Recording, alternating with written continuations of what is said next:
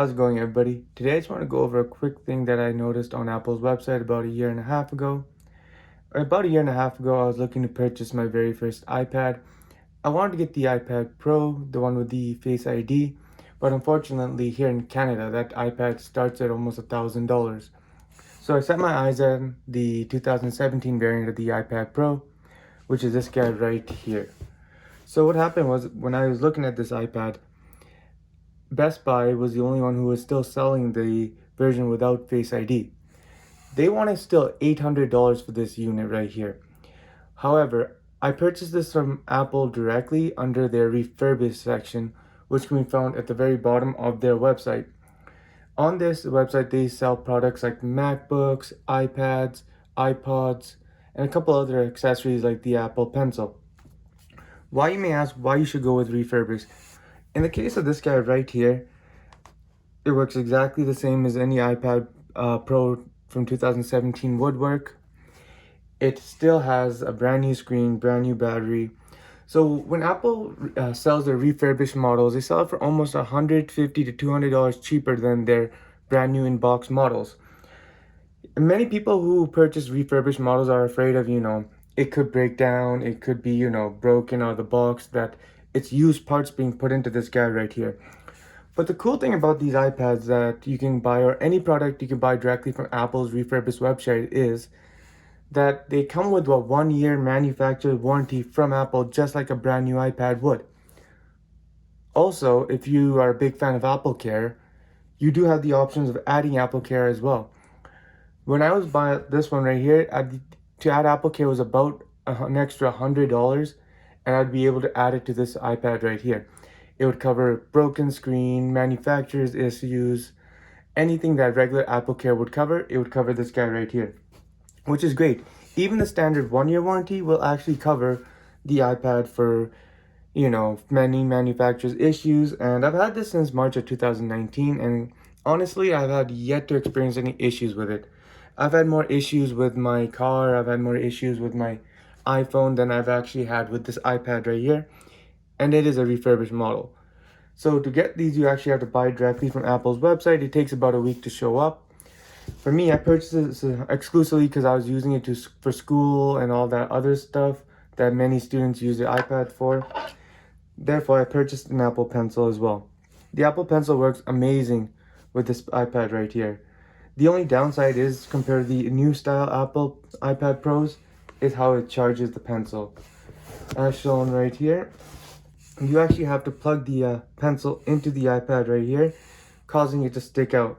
Well, the newer iPads are able to put the accessory at the top of the iPad to charge it. It kind of charges via wireless charging with a clip magnet that kind of helps it stay in place. Other than that, I've actually loved this iPad.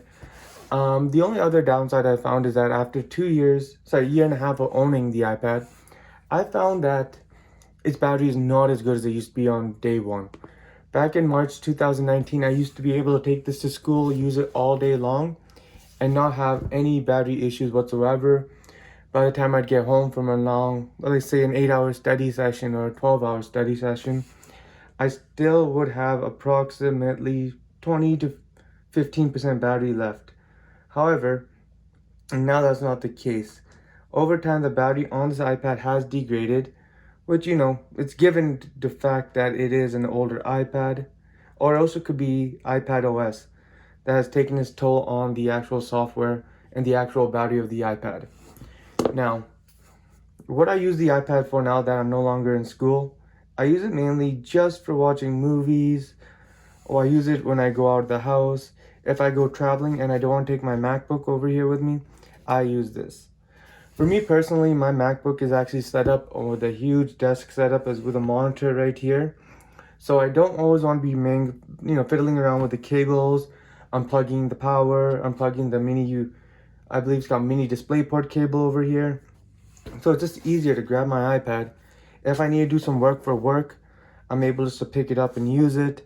If I'm in the mood to draw, I grab my Apple Pencil and I start drawing.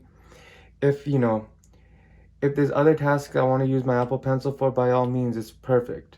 And ever since the introduction of iPad OS as its own separate entity. I really think Apple has done a great job with, you know, creating a laptop replacement with this guy.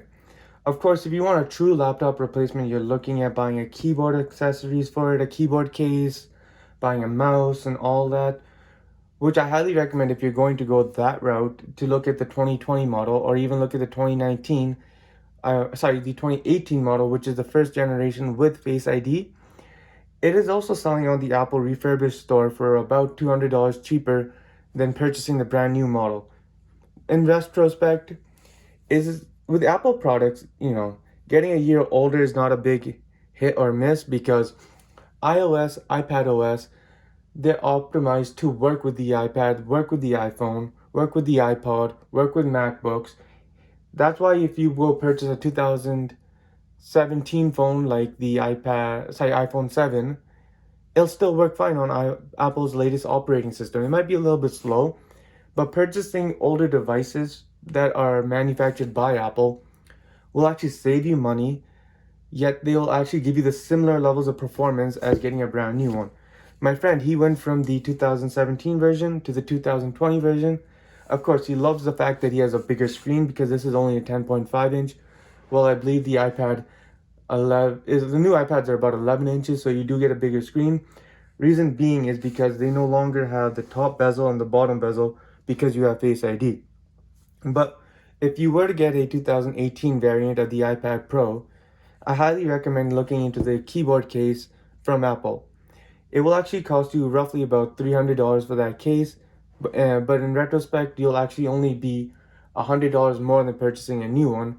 Still be $200 cheaper than purchasing a brand new 2020 variant of the iPad Pro plus a $300 case. It's gonna add up. So honestly, in my honest opinion, the iPad Pro right here, getting the refurbished model with the Apple Pencil, with a case, for still cheaper than buying the current model iPad Pro is a steal. I honestly recommend this to everybody to always look at the refurbished page before you purchase anything from Apple because you will save money. Like I mentioned earlier, with iPhones, iPads, anything Apple makes, buying a year or two older does not make a difference. As you can see here, my iPad is able to scroll through everything perfectly fine. I'm able to open this up. Let's go to Plex, for example.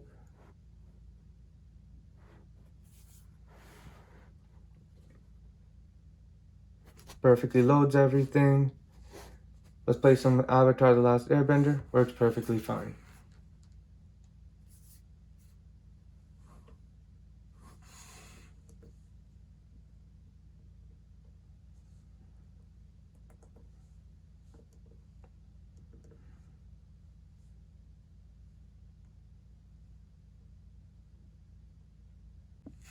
So in conclusion, like I mentioned, I highly recommend purchasing the iPad Pro. You won't go wrong with buying the refurbished model.